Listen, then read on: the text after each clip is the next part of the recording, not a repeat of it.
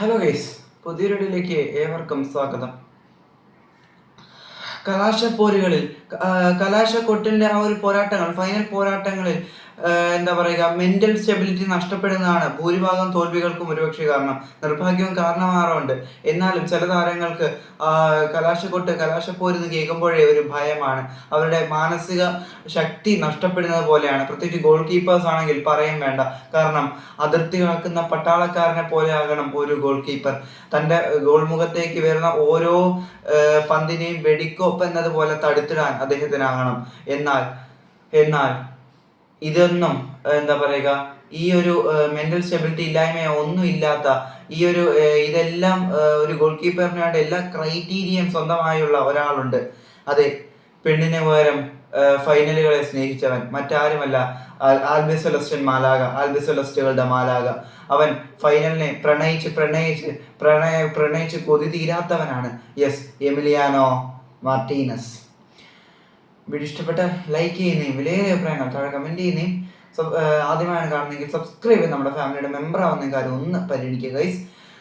Instagram പേജിൻ്റെ ID ഡിസ്ക്രിപ്ഷനിൽ കൊടുത്തേക്കാം. ഫോളോ ചെയ്യുന്ന കാര്യം ഒന്ന് പരിഗണിക്കുക. അപ്പോൾ നമുക്ക് വീഡിയോയിലേക്ക് വയ്ക്കാം.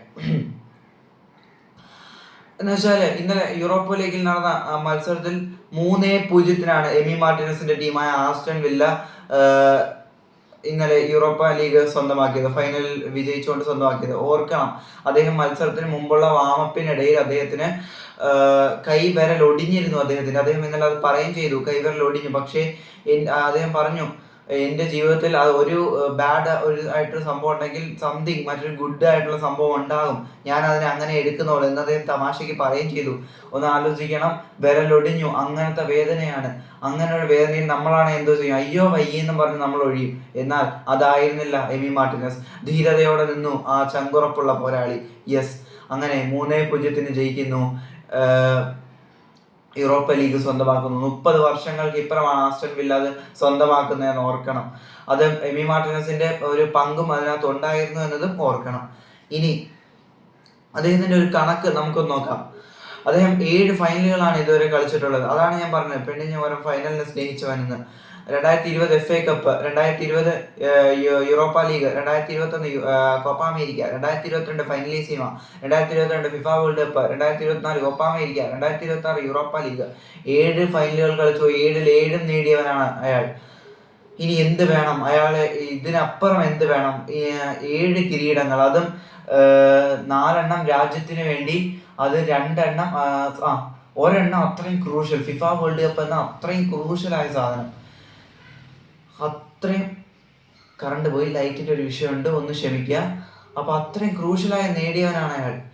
ഇനി എന്ത് വേണം? പിന്നെ അയാളുടെ ഒരു ഫൈനലിലെ കണക്ക് നോക്കാം. 18 സേവുകളാണ് അയാൾ നടത്തിയിരിക്കുന്നത്.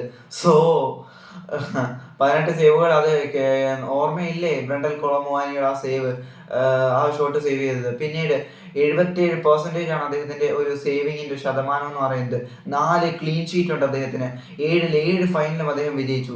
7 കിരീടങ്ങൾ ഒരു ഗോൾ കീപ്പർ തന്നെ മുന്നിട്ടിറങ്ങി നേടിയെടുത്തതാണ് ഇതെല്ലാം.